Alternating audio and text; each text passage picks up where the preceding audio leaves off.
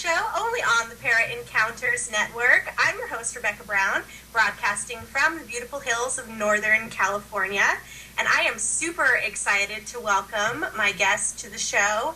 She is an artist, writer, blogger, creator of the Melissa, Postmark, and Sassy Sibyl, Lenormand and Tarot. Melissa Haney is in the house, everybody. Hey, Melissa. Hi, Rebecca. Hi, Tim. How are you guys? Good, good. Yes, and everybody, you know, Tarot Tim is in the house with me, of course. Hey, everyone. Well, Melissa, I'm so excited to see you. Like I said, it's been, 3 years since we met at the Reader Studio. Right. Yeah. We were roommates. Yeah, it was so fun. So fun. And I know that you are wear of very tall boots and big earrings, so I wore my ginormous boots in your honor today. So, oh, drinking game alert. My guests won't know it, but anytime anyone says this word, it's up on your screen. Take a sip from your Ace of Cups. All right. So, Melissa, tell the viewers a little bit about yourself. Well, I live in upstate New York with my kids, and I have been reading tarot cards and cards of all different sorts and sizes for over half my life now. In 2007, I think, I started blogging about the tarot online, and it's been awesome. It's meant that I've met a lot of cool people and gone to a lot of cool conferences, and so yeah, that's who I am. My website is the Sassy Sibyl. That's right, you are the Sassy Sibyl, and you were all of your Lenormand work, and we'll get into it. But yeah, you were way ahead of this crazy Lenormand, boom that's kind of taken over the tarot world. So I just think that that's really, really cool. So Melissa, the area of discussion that I like to start the beginning of each show with is asking the guests on the show, what do you feel? So in one word, what do you feel lies at your core as a reader? I think it's the word. I thought about this a lot, and I think the word that I'm going to go with tonight is reflective. And that is sort of what my reading style has really evolved into over this past year, especially. So, do you want me to elaborate on that? Absolutely, by all means, yeah. Well, I mean, I've gone through different phases as a reader. Early in my tarot adventures, the sort of psychological school of the tarot was really informative. And then I got into the Lenormand, and that's definitely more predictive and practical. And then I've noticed lately, in the last year, really, I've been seeing the cards as images that sort of mirror either a state or a mode of being that is within myself or within the energy field of my querents. So that's kind of where I'm at right now. Oh, I love that. I think that's a great word for it. And that's definitely something that we haven't had before, I mean, we've had a lot of service and a lot of, like goddess and that kind of thing. So I think reflective is great. I love that a lot. So I wanted to discuss, part of the reason we're here, I mean, I know you read tarot as much as you do is it Lenormand or Lenormand? How do you pronounce it? You can pronounce it however you like, and I will correct you. Okay. I guess, I say Lenormand, or you would say it with sort of a softer D if you were French, okay. Or almost no D at all, Lenormand, like that. Okay. But I've heard Lenormand, and French word, and we're a bunch of Americans, so... Yes. Well, and then that's my like Western, my Colorado tinged accent there. Lenormand, you know, like it's Right. I'm sure, but okay. I get that. I'm from Indiana. Absolutely. Right, yeah. So you got the Midwest there, but okay. So I did want to know, yeah, how you pronounce it. But so you read both, but what I wanted to kind of get into and ask you about, I guess primarily what's on my mind is what's the difference between these two systems, between tarot and the Lenormand? Okay. Well, I mean, if you want to speak like on strictly basic terms, a Lenormand deck has 36 cards, where we know that the tarot has 78.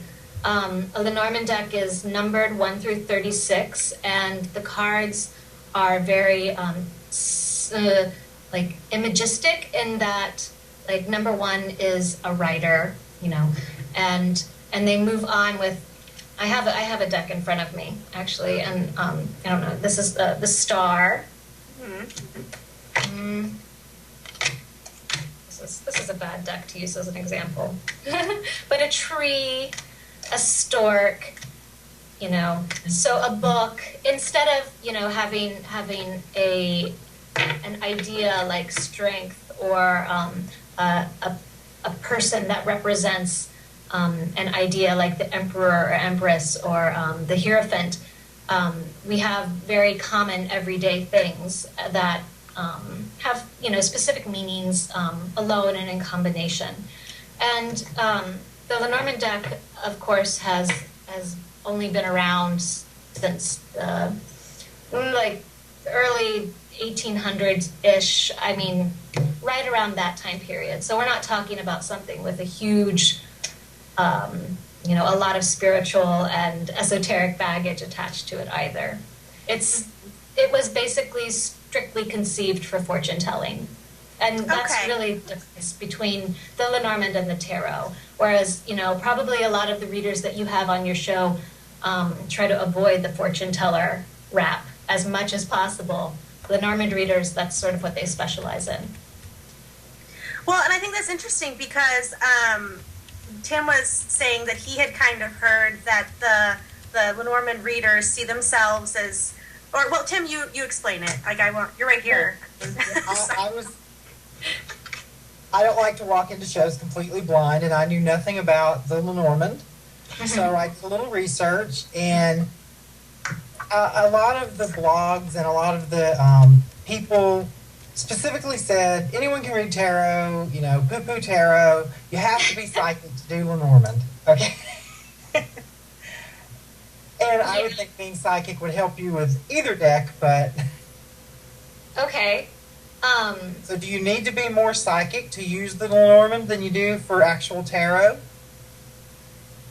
I don't think so. But I don't think that anybody is really, like, inherently any more psychic than anyone else anyway. So, I mean, that's really sort of... There's a lot of varying worldviews in the Lenormand community. And I think that... Tarot, yeah, there's all sorts of... Yeah, all kinds. It takes all kinds. Let's put it that way. Certainly, yes. The other thing that you have going on right now within the Lenormand community is that the sort of explosion in popularity that this pack of cards has had in the last 3 years has sort of been maybe surprising for the people who've been, you know, reading this and immersed in this for most of their lives or their entire reading career. And suddenly you have all these new authors and deck creators and people dabbling in it and experimenting with it and wanting to play. And there's this sort of like, there's a sacred cow thing that's going on. And I would imagine, sure. You'll find that on some of the information if you dig deeply enough into the Lenormand community. And I mean, I'm a heretic when it comes to any kind of form of divination. I think that, you know, I can sit at my desk and make predictions based on the swirling dust patterns in the air. I'm not going to say, like, yes, I need these 36 cards and I have to lay them out in a certain way and everything. I don't operate that way. It's not part of me, and it's not how I see the universe working. And so that may put me at odds with any number of other really, really good Lenormand readers that you could find to be on your show. So is that the difference then between, so there's the psychic element of reading the cards versus just reading the symbols themselves, like purely reading Lenormand? Does that make sense? Because I know there's people who are like, are you reading tarot in a specific way, like the language and the symbols, or are you just reading it psychically, in which case, if that's not tarot, you might as well read mud on the wall? The thing is that anybody who tells you that they're just reading the cards is totally full of bullshit. I mean, any reading that we do is within the context of the moment that we're putting the cards down on the table. You know, we bring, as readers, we bring our own baggage to every single reading we do. Our querents come to us and they've had, you know, they may have a question in mind, but they may have had a terrible day, or they may have, you know, scheduled this reading and they had something kind of foreboding that they were wanting to talk about, but then they had a wonderful day. I mean, everything, energy is just in constant motion. And if you are just reading the cards like you would read a sentence in a book, and telling me that, you know, this is information that you're getting just from the sentence, then I just don't buy it. Because, you know, I just don't buy it. So you should talk to another Lenormand card reader for a different opinion, definitely. I think that there's definitely, like, cards, when you read them together, it is like reading a sentence. You do read them grammatically, and there's a structure to the way you read. Right. But that's the jumping off point for your intuition, as opposed to, you know, the symbolic white rose in the tarot or whatever. Mm-hmm. Do you feel that it's as subjective as, or do you feel it's more subjective than tarot? Because I know, like with tarot, you could have 3 different readers see the same set of cards, and they could have like dramatically different interpretations. Is Lenormand the same way? Like, could you still have 3 readers, or is there more of that structure where certain things are certain things? I think that the Lenormand lends itself more to an objective structure, definitely. Okay. And part of that is because it's a more modern deck, so the symbols of the Lenormand appeal more to our modern lives. And even still, when I say a modern deck, there's a lot about the Lenormand that is very, you know, 19th century, 20th century, that does not fit with us today either. So I think that, like, definitely the Lenormand puts the reading in a box that you may or may not have with the tarot. But, you know, in the same way that somebody looking at the Rider deck versus somebody looking at an Aquarian deck versus somebody looking at, you know, the White Unicorn Berry deck, you know, all of these different tarot decks also flavor the reading that, you know, that anybody is engaged in. Sure. Okay. Well, are there any cards in the Lenormand that you feel kind of parallel the tarot? Okay. So one of the cards that there's a sun card in the Lenormand, there's a moon card, and there's a tower. But these cards in the Lenormand deck do not equate to what we know from the tarot deck. And truly, if you are going to invest in learning Lenormand, you should truly, you should give it the old college try to learn how to read it within the structure that it was designed to be read in, because it's a beautiful system. You know, regardless of how you see that system working, whether you think it's, you know, all clockworks and you know, cogs, or whether you think it's more, you know, wishy-washy universe energy coming in, that kind of thing.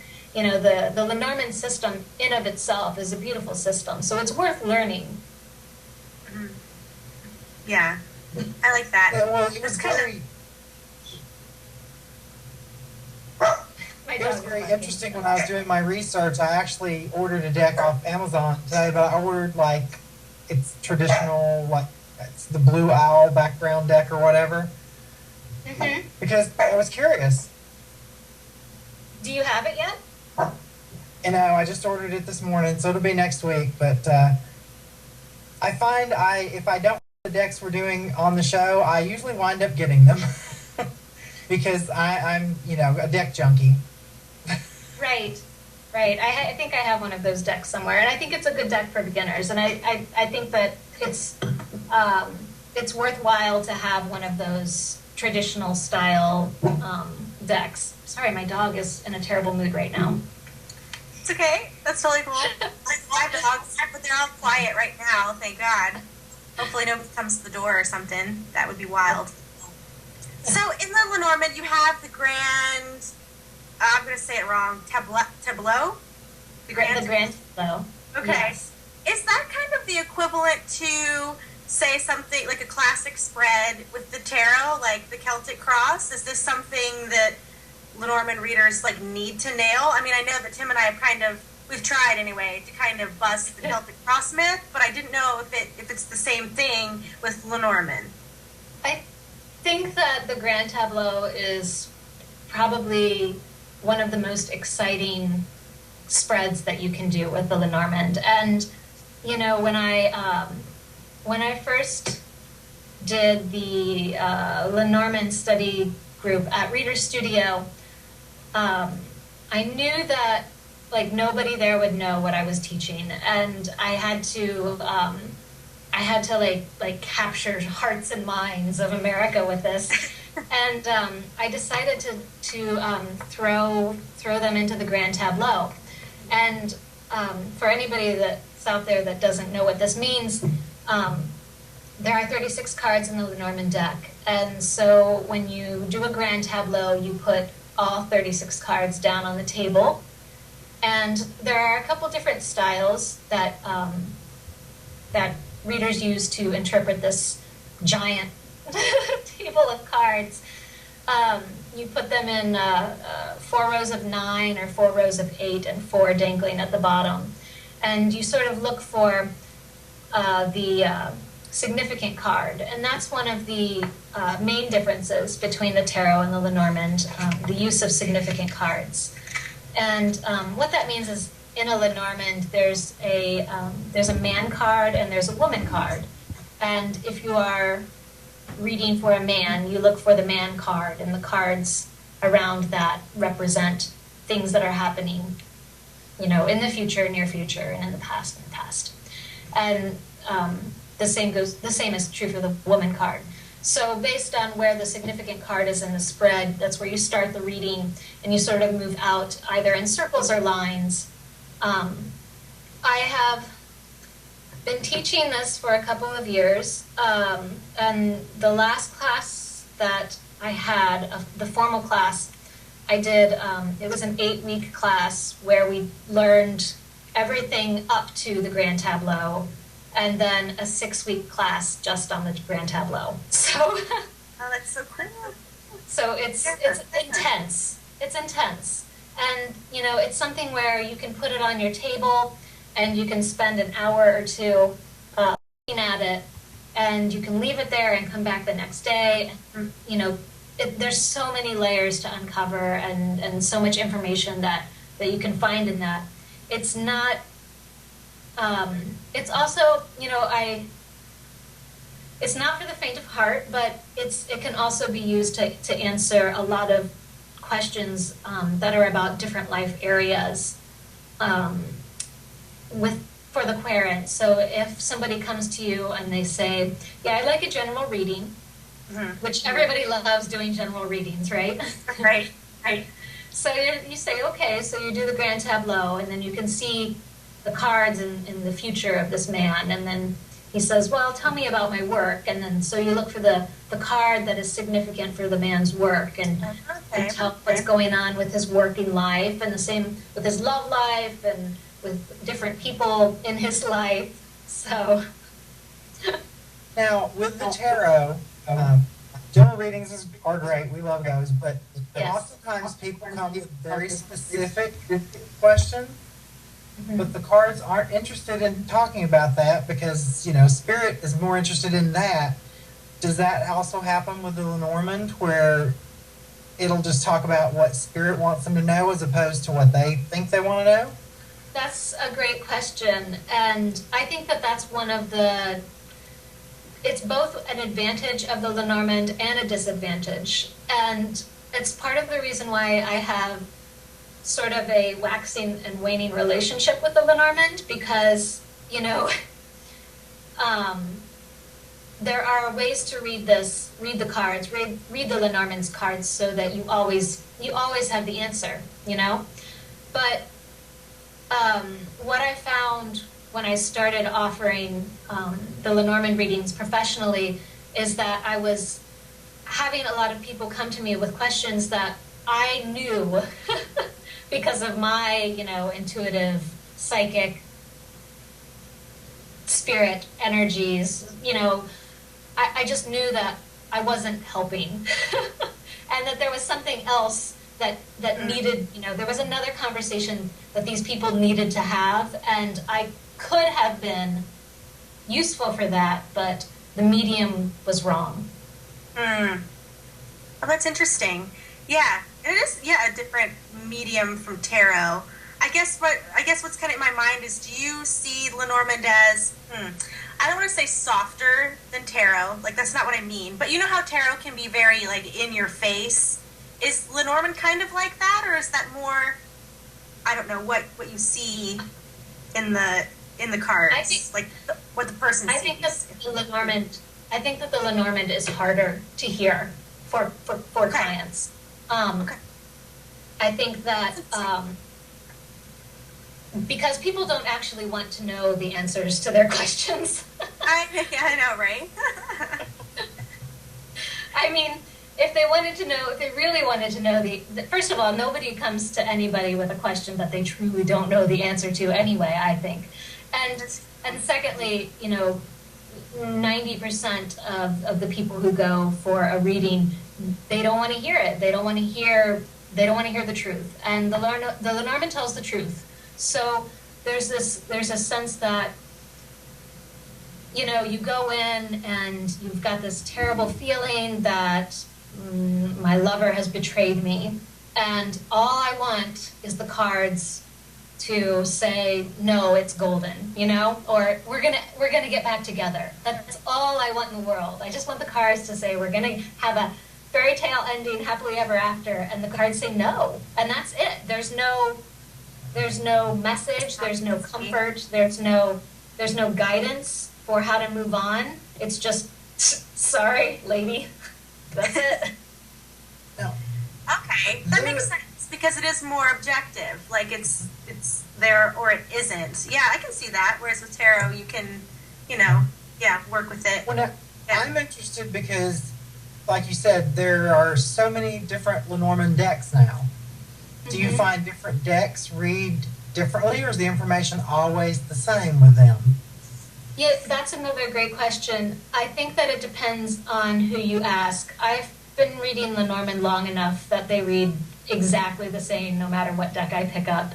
And, I can pick up my Halloween deck, I can pick up a kitty deck or a photographic deck, and they're all exactly the same to me. You have people with different reading styles who would probably say something differently. In theory, like the Lenormand theory, they should all read the same. Okay. Well, I know I have multiple tarot decks. Right. And sometimes a certain deck will jump out and say, no, use me for this client. I had the same experience. And yeah, the tarot, I pick different decks for different people too. And, if I'm feeling a certain way, I feel drawn to a certain tarot deck. I don't have that same experience with the Lenormand. And I think if you would have asked me this question a few years ago, I might have answered it differently. So. Now, to me, it sounds like a tool that would be beneficial for everyone to learn. So, maybe I'll have tarot and Lenormand and see which one's drawn to the client. I think that it's something that's really useful to use together. If you can convince the client of that. You know, I have a lot of people who they need to know about a work situation, and then so we do the Lenormand's fantastic for career because it just tells you what it is, and then we say, okay, but let's pull back and see what the tarot has to say, and that's the spirit coming through. And the other thing, you combine the two when you do readings? Now I do, absolutely. And I usually start with the tarot, actually. And when I get a fuzzy answer with the tarot, that's when I say, okay, well, let's pull some Lenormand cards and see how we can bring this down to earth. Oh, that's awesome. I'm sorry, what were you saying? Yeah, you were going to say something, and I was asking you if you combine the two. No? Oh, no, you're good? Okay. So which came first for you, the tarot or the Lenormand? Or was it kind of just both all at once?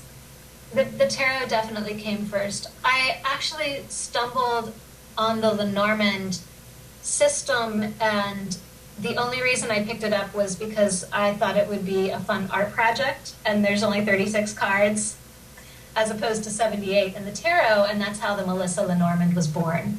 So my introduction to the Lenormand was when I created the Melissa Lenormand. And that was, I brought it to Reader Studio in 2010. So it's I worked great on it. I started working on it in 2008. Okay. Yeah, awesome. Is the Melissa Lenormand going to be published again? I mean, I know that it has been, but I didn't know. Is that something that's... I don't have any plans to print any more cards, so... Okay. Yeah. Okay. Oh, good. So, I know that we were... Oh, what? Go ahead, Tim. Sorry, what? So if you find one on eBay or something, grab it. It's going to be right. And the postmark Lenormand, I still see that one on eBay, and that's a beautifully... the postmark, you know, the Melissa Lenormand was an art project, definitely. The postmark Lenormand is the reading deck. That's the deck that you find when you want to learn how to read the Lenormand. So. Yeah, and your art's beautiful. And yeah, your decks aren't that easy to find anymore. I mean, you know, so I'm glad I have a couple of them, for sure. Thank you. So we were... discussing Lenormand, but I do want to bring it back to tarot somewhat. Okay. I know the last week's show, because it was right after Mother's Day, Tim and I were discussing the queens in the tarot and their mothering styles, kind of as we saw it. So I thought I would draw you kind of into this conversation for kind of like a part 2 thing, because I know that you are a mom and you're all these things, like artist and writer and reader, but I mean the mom role is very important for you. So I kind of wanted to discuss that with you. Like, so you've got we've talked about the kids, you have the 2 kids, right? Yes, I have 2 kids. I have a 7-year-old, and my daughter will be 5 in July. So it's a zoo all the time.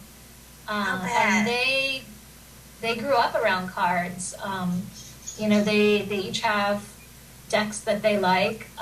My son has a deck that was published by Schiffer called, I think it's called Tarot for Kids or something like that. And he's really enjoyed the kit and the book that goes with that. And he's a big fan of pendulums too. And my daughter loves I have like every single Hello Kitty tarot product ever published or bootlegged. And my daughter's always trying to steal those. But so yeah,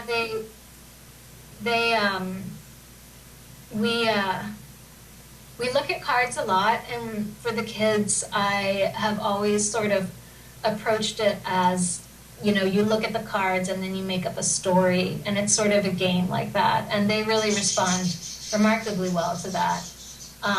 They don't quite get what I do as a tarot reader, although they're always really, I get a lot of I get a lot of decks in the mail, and they're like, "Oh, mommy's got new cards," like all the time. Like, you're always getting cards in the mail, mommy. Like, they don't understand the concept of a tarot reading. Definitely, my son likes to use the pendulum, and he's so funny. He's like, "Is mommy being mean?" "Oh, it's saying yes." So, but yeah, he likes the pendulum for sort of like magic 8-ball style readings. You know, as I think that reading cards and sort of being immersed in this world has been really good for me as a mother. It's given me the ability to you know, think about. Well, I'm a single mom too, so like the other half of this is that like raising these 2 kids is like really, really crazy hard, and and you know, doing it amongst all of the chaos of the modern world. So, you know, my cards and the other things that I'm involved in have really been sort of a solace for me in the past few years, and it's been good for me to make time and make a ritual for myself to focus on myself and be reflective. And I don't know if I would have that same discipline or skill set if I was in the tarot world. You know, I'm not sure where I would make that up. Mm-hmm. Yeah, I get what you're saying. Oh, yeah, go ahead. I am. As you're talking, I'm, of course, you know, everything's related to tarot. Yes. I'm totally getting like this whole Queen of Pentacles mom vibe mixed in with a little temperance and some star magic thrown in there. You know? So I would say your kids have got a pretty cool mom. Thank you. I think they think so too for the most part. I think give them another 5 years and they may have some different ideas about that. Oh, yeah. But they're still right. I always joke that if my kids like rebel, they'll turn into investment bankers. So, and like, you know, go to Cornell, which I live in Ithaca, so you know it would be just down the street. But they'll go to an Ivy League school and become, you know, stockbrokers and wear suits and things like that. That's my joke about, because I don't drink.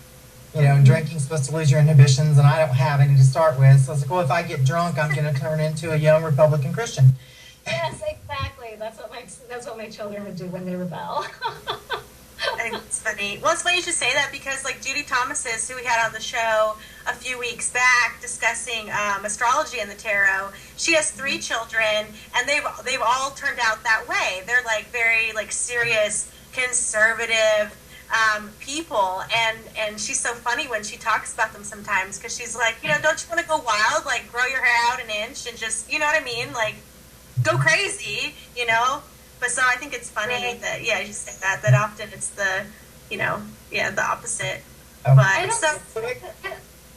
don't see that so far. Judy has an article that's in the Dell Horoscope, July 2014 issue, that's like in the grocery stores now. So if you like Judy, grab that. Oh, you saw it? Oh, I didn't know it had come out quite yet. Oh, that's cool. Came out this week. Okay. So, Melissa, how would you describe your mothering style then? Like in terms of the tarot and like the tarot queens? Because I mean, because we were discussing that on the show. Like Queen of Swords loves the rules and boundaries, black and white. You're going to do this. Here's how you're going to do it. You know, for example. So, how would you describe your mothering style? That's so funny. I was thinking about this last week also. I think that I'm all for damn queens. And basically it comes down to, you know, I'm a single doll. So, but I think that naturally I would sort of gravitate toward Queen of Pentacles, Queen of Cups, the Empress kind of vibe, rather than the High Priestess and the Swords and Wands. But I mean, fate has me putting on a lot of different hats to make this house work, and so Right. I do it all. I have to conjure up, and I get strength from those four different types that we know. Yeah.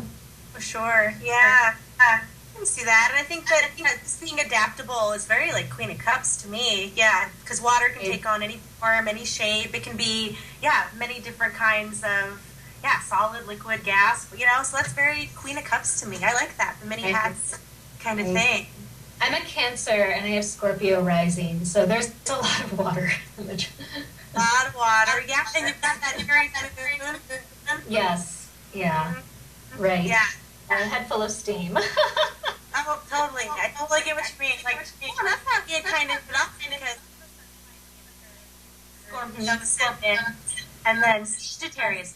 So, yeah, there's that. I get the water and fire. Yeah, for sure. For sure. So I want to kind of go back. I thought it was interesting when you were talking about how you use the tarot as kind of, and this is my word, not yours, but like it is an anchor to kind of anchor yourself through like little ritual and things that you do. So could you elaborate on that, like how you use the tarot to really help you take those moments and care for yourself, like, and how can maybe the viewers who are also single parents use the tarot in this way? Because I love that. I think it's great. Any busy person should have some sort of should take some time for any kind of meditative or self-reflective or introspective kind of activity. I mean, it's so critical, especially now when I see so many people. They get up in the morning, they go to work, they take care of the kids, and then their relaxing time is sitting in front of a computer or a TV. And, in all of that, there's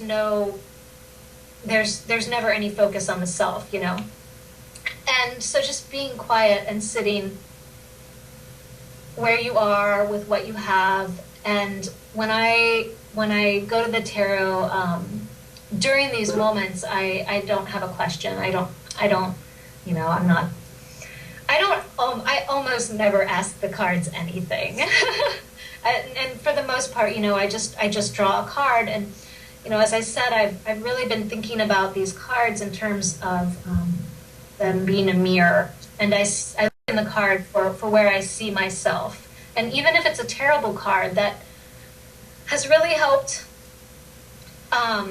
me integrate a lot of aspects of myself that I think that I had previously been uncomfortable with.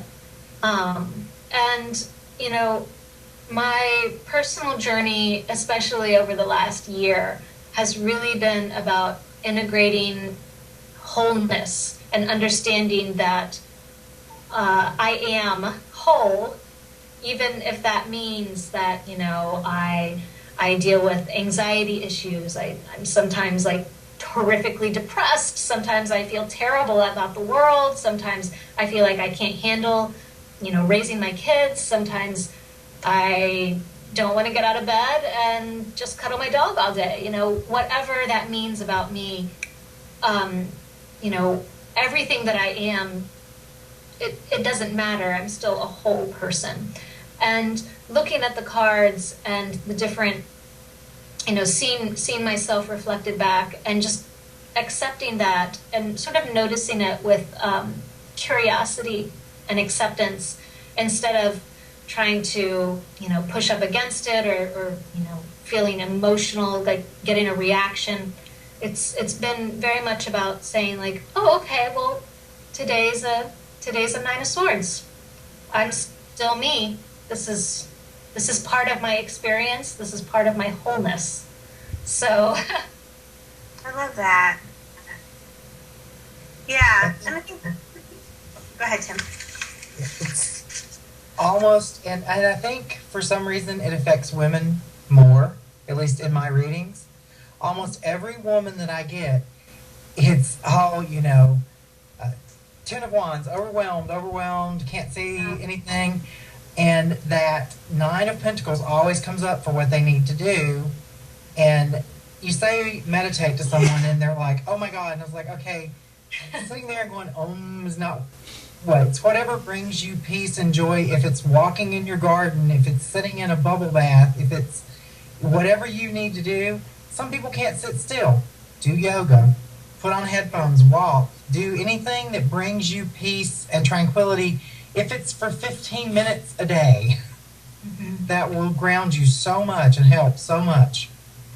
Yeah, absolutely. And I mean, I think that I don't meditate. I don't sit and like stare off into space. I can't do that either. I'm too much of a busybody. But yeah, I mean, you notice so much more about the world and your place in it, and truly how insignificant your problems are when you can sort of turn everything off and just focus on yourself, which is kind of, it sounds backwards, you're focusing on yourself and then you realize how insignificant you are, but it's true. It's that Zen spot you need to get to. Yeah. Right, but you don't have to be Zen to get to it. That's the thing. So. Yeah, dancing does it for me. Put on some music, the whole world can be solved in a shimmy. Absolutely. I know people who do belly dancing and that like solves all of their problems. Yep.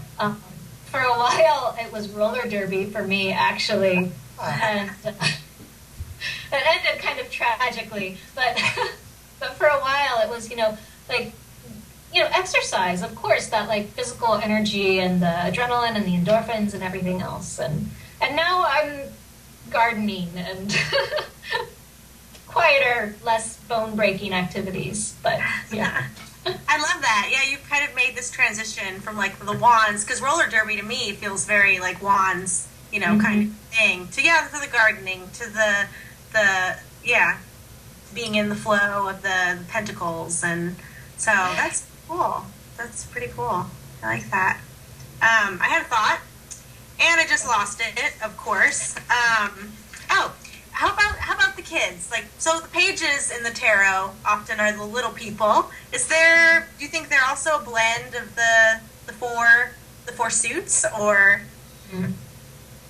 My son is the Page of Pentacles. He's he's very much. I don't know if they still call that. He's like the indigo child, like classically. I mean, he's so sensitive to everything around him. He'll watch this video in 10 years and hate me for saying that, I know. But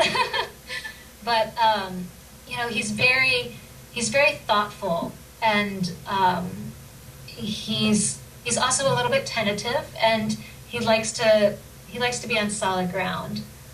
Whereas my daughter is just a lightning rod. And so she, I think, definitely has that Page of Rods, or maybe even the Swords. I mistakenly named her Freya after, a war goddess, which in retrospect maybe wasn't the smartest idea. Because every day it's just like, man, she'll just like explode out into the world and everything else can be damned. And so look out, world. Freya's also very artistic and very creative, and yes, I mean that fire, but it's fire, Oh yeah. So that's that fire is difficult to manage. And your son is so sweet. Just some of the things that I've seen you post, on Facebook. Yeah. Like, he definitely seems like an old soul. You can tell he's been around a few times, and I think that's great. Yeah. I think so too. And he has a lot of compassion that I think is unusual for his age. And my daughter has a different energy, but I mean, she's just as delightful, but in a different way. She makes me laugh and reminds me that, nothing, like everything's fine. Everything is fine with her. She's always happy, so. Yeah, that's also very wands, very happy-go-lucky. Yeah. We're just gonna gonna do it. We'll worry about it later. It'll be fine. Well, the funny thing is that a lot of times it is, you know, like it is okay. Right. So you're right. Yeah, that's funny. Yeah. So do you find that it's hard to, I guess, switch hats between tarot and Lenormand, like when you're working with both of them, or do they work so well together that that it flows well? You think? It was hard when I first started, definitely, and I noticed when I teach others, there's you know, you go through the theory, and then they look at me like really, this is, and then suddenly, like, one day a light bulb just goes off and they get it. And I think that there's a sense that, you know, this is one vocabulary and the tarot is another. I mean, for myself, I use them both now when I read for clients, and I pick them up interchangeably. I don't have a preference of one over the other. You know, I feel like both are really great tools and they complement each other well. So I'd like to make a tarot deck someday. I mean, if I ever have time to just work on art, that would be my ideal art project to start. So. Sure. Yeah. And I think a lot of readers are that way. Like, oh, we're gonna do it. You know. One of these days, we're gonna put it together. Yeah. Right. So have you explored any other divination systems? Like, I know you know astrology, and then is there anything else that you like to kind of dabble in? I really like the pendulum too, and I throw obi shells occasionally for yes and no, and you know, I don't know, I read I blog about a lot of different methods of divination that are just sort of interesting. Like I think the last one that I did was it was called a Bacchamancy, I believe, and it's like telling through dust, yes, patterns in the dust. And I was like, this is brilliant. I don't have to dust the bookshelves. I'll just up there and get my message from the universe instead. I think that's awesome. Yeah, I was on your blog and website, sassysibyl.com. Yeah, and I was reading that, and it's it's fun. You have a fun blog. Thank you. I actually told Rebecca where she's living now in Salt. That's true. Which I forget what it's called, but I'm sure there is a name for it. Right. I don't remember the name. There's a great book. I think it's Raymond Buckland, his Encyclopedia of Divination. Oh, yeah. Yes. Is it? Yeah, it's Buckland. The fortune-telling book. Fortune-telling book, yes. It's wonderful. Of divination and soothsaying. It is great. This is a great book. So much fun. It's so much fun. Yeah.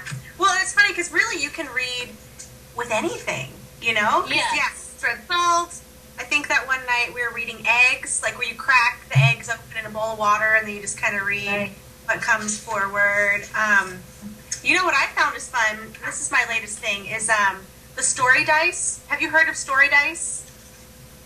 Yeah, my kids have those. Yeah. Okay. Yeah, so I've tried reading with those, and that's kind of fun. They have the little, there's little dice with the pictures on them, and I think that those are fun to tell kind of a story with those. It would be fun to have dice made with the Lenormand symbols on them. I don't know how that would work, but somebody should do that. Somebody should make dice with Lenormand symbols. Yeah, you should get on that. That would be fun. So you've got, what was I saying? Oh, the dust was your latest thing. Okay. And then, you did the astrology and I don't even know what else. I just have, I like looking for coincidences, and I like finding, I mean, this is like a human thing, we all want the universe to work, and we all want there to be some kind of reason and purpose behind everything. So, so I look for patterns, and it's sometimes a little bit obsessive compulsive, but it's not hurting anybody. So I could be doing meth.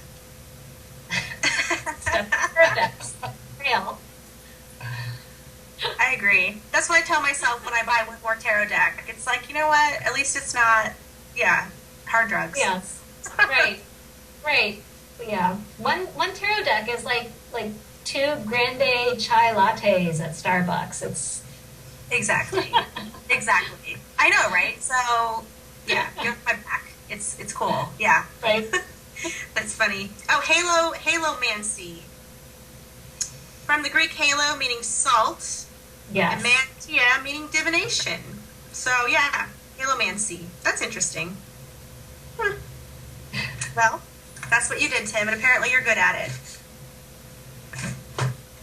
It's of all the things that, I mean, the ink was fine, the eggs were fine, the smoke was fine, but the salt was just like, oh yeah, okay, there's hills and there's here and there's, it was a clear picture as opposed to fuzzy for some of the other things.